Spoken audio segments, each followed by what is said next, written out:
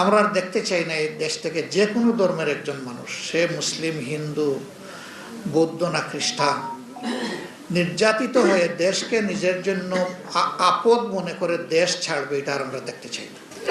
সাহস করে যদি আমরা সত্যকে সত্য বলি, সাদাকে সাদা বলি, কালোকে কালো বলি, তাহলে এই সংস্কৃতির অবসান হবে।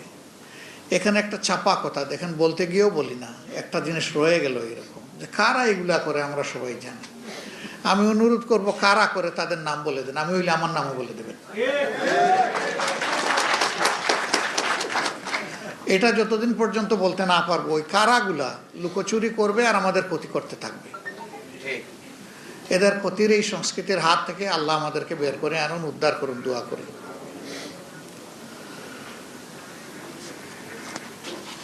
যারা অন্যকে সম্মান করতে পারে তারাই প্রকৃত মানুষ। আর যে সম্মানের কাঙ্গাল হয়ে ফেরি করে, তারা প্রকৃত মানুষ নয়। সম্মান চেয়ে নেওয়ার কোনো বিষয় না। সম্মান, ভালোবাসা মানুষের হৃদয় থেকে বের হয়ে আসে, এবং কারো কথায় ফুল ফুটলেই সম্মান এবং ভালোবাসা তৈরি হয় না। তাকে তার কাজ দিয়ে প্রমাণ করতে হয় যে তিনি তার কথার উপরে সত্যবাদী। যখন এটি হবে, তখন সমাজের মধ্যে মানুষের আস্থা তৈরি হবে। যেমন এখানে গুরুত্বপূর্ণ ব্যক্তিরা বলেছেন যে আমাদের অনেকগুলো ন্যায্য দাবি অতীতে কোনো কোনো দল তাদের নির্বাচনী ইশতেহারের অন্তর্ভুক্ত করে জাতিকে তারা অঙ্গীকার করেছিলেন যে আমরা এবার ক্ষমতায় গেলে এগুলা বাস্তবায়ন করব। তো তারা বাস্তবায়ন করেননি। পরের বার আবার একই দাবি তারা সম্পৃক্ত করে বলেছেন আমরা বাস্তবায়ন করব। আসলে তারা খুব ভালো মানুষ, তারা এক কথার মানুষ, তারা তাদের কথা থেকে নড়েন না। এই করব কথাটা তারা বাদ দিতে চান না, করেছি এইটা বলতে চান না।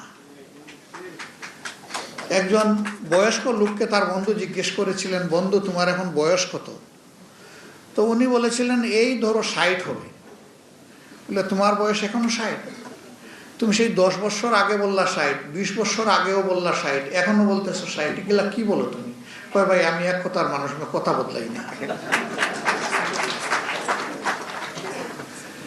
এরা ওই রকমই এক কথার মানুষ হয়তো ছিলেন, ভদ্রলোকেরা এই জন্য কথা বদলান নাই।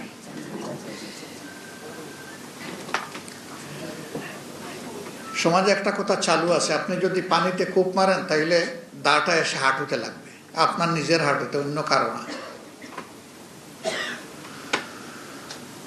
তো অবচেতন মনে কিছু মানুষ মাঝে মাঝে কিছু কাজ করে ফেলে। ওইরকম আরো 2 বন্ধু বৃদ্ধ এক রিক্সায় যাচ্ছেন। তো যার বয়স তুলনামূলকভাবে কম, তিনি বলতেছেন তোমার তো ভাই বয়স আমার চেয়ে বেশি, কিন্তু আমি আজকে দেখি যে অনেক সময় চেত বল পাই না। কয় কেমনে? বলে এই যে রিক্সায় বসেছি, আমার হাতে, আমি তো উরুতে কোনো হাত নড়াচড়া করে উরুতে কোনো চেত পাই না। কই বন্ধু হাতটা তো তোমার উরুতে নয়, আমার উরুতে, এই জন্য চেত পাচ্ছ না।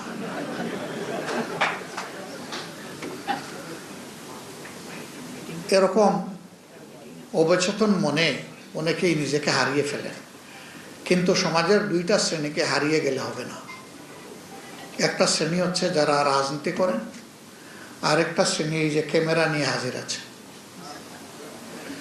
এই 2 শ্রেণীকে সমাজকে দেখতে হবে চতুর্দিক থেকে, নইলে তারা সমাজের উপরে সুবিচার করতে পারবেন না, ইনসাফ করতে পারবেন না। তারা যদি একদিক থেকে দেখেন, 3 দিক তাদের দৃশ্যের বাইরে থেকে যাবে। রাজনীতিবিদরা 4 দিক থেকে দেখার দাবি করেন, কিন্তু অনেকেই 4 দিক থেকে দেখেন না। তারা একদিক দেখেন, সেই দিকটা হচ্ছে নিজের দিক।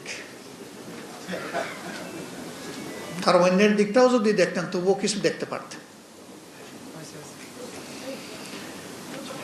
এই রাজনীতি নিয়ে দুনিয়া থেকে আমরা যাব না। রাজনীতি দুনিয়ার সারফেসে উপরিভাগে থেকে যাবে, কিন্তু কথা থেকে যাবে। কোন লোক তার রাজনৈতিক জীবনে কি করেছেন, ভালো হলে মানুষ তাকে অবশ্যই তার মৃত্যুর পরে স্বতঃস্ফূর্ত মনে প্রশংসা করবে, তার জন্য দোয়া করবে।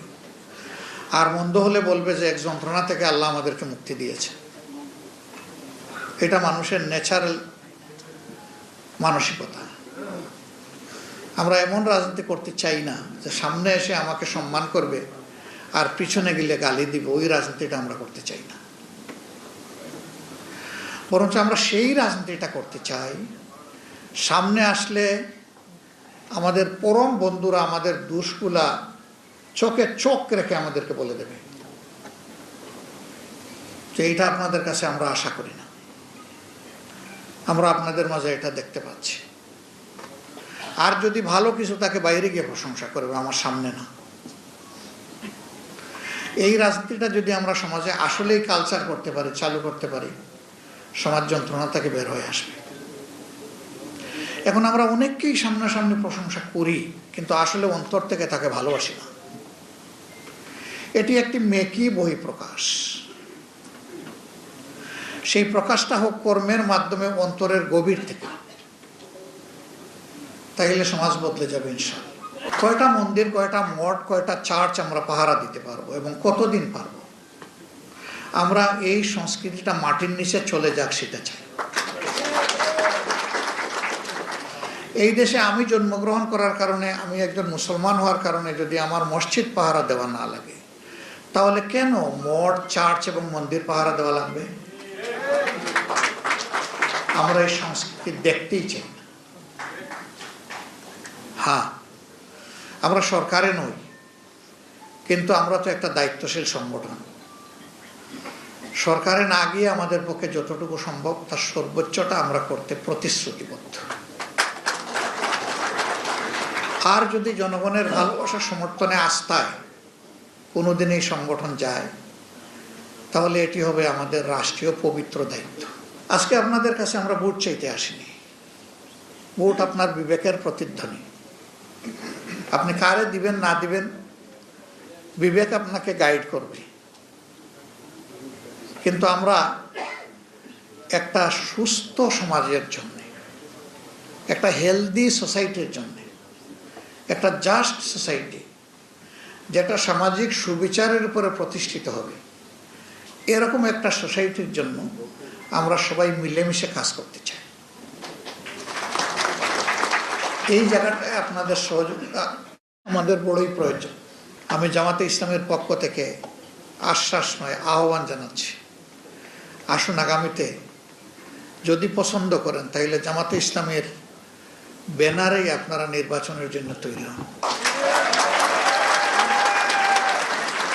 জামাতে ইসলামের ক্যান্ডিডেট হিসাবে আমরা আপনাকে আপনার সাথে হয়ে জনগণের কাছে নিয়ে যাব। আপনাদের কথা আপনারা বলবেন, গলা ঝেড়ে খুলে মুক্ত মনে বলবেন। আমরা আর দেখতে চাই না এই দেশ থেকে যে কোনো ধর্মের একজন মানুষ, সে মুসলিম, হিন্দু, বৌদ্ধ না খ্রিস্টান, নির্যাতিত হয়ে দেশকে নিজের জন্য আপদ মনে করে দেশ ছাড়বে, এটা আর আমরা দেখতে চাই না। অতীতে যারা এরকম আপদ মনে করে জালিমদের হাতে নির্যাতিত হয়ে দেশ ছেড়েছে, আমরা তাদেরকে আমাদের দেশে ফিরিয়ে আনতে চাই। তার নিজের জন্মস্থান, তার অধিকারের জায়গায় সে আসুক, কোনো অসুবিধা নেই। এটা থেকে যদি এরকম একটা পরিবেশ সৃষ্টি করতে পারি, সারা দুনিয়া এটা থেকে শিক্ষা নেবে। আমরা কি সারা দুনিয়ার শিক্ষা সারা জীবন শুধু অনুসরণ করব? আমরা কোনো উদাহরণ সৃষ্টি করতে পারি না? আমরা যদি ভুল করি, চোখে চোখ রেখে বলবেন না আমাদেরকে? বলে দিবেন। অন্য কেউ এলাও করুক না করুক, আমরা এলাও না, আমরা ওয়েলকাম করে গেলাম। আমরা অভিনন্দন জানাবো। আমরা বিশ্বাস করি সে আমার বন্ধু নয় যে আমার ভুল আড়াল করে আমার সামনে আর গিয়ে বলে অন্যের কাছে, বরঞ্চ সেই আমার প্রকৃত বন্ধু যে আমার ভুলটা আমাকে ধরে দিয়ে সাহায্য করে। আমরা আপনাদের কাছ থেকে সেই বন্ধুত্ব, সেই ভালোবাসাটা চাই। আপনারা আমাদেরকে সাহায্য করবেন। আসুন আবারও আমাদের স্লোগান হোক, দেশ আমাদের প্রিয় দেশ, জাতি নয়, ধর্ম নয়, বর্ণ নয়, গোষ্ঠী নয়, গোত্র নয়, সবাই মিলে আমরা বাংলাদেশী।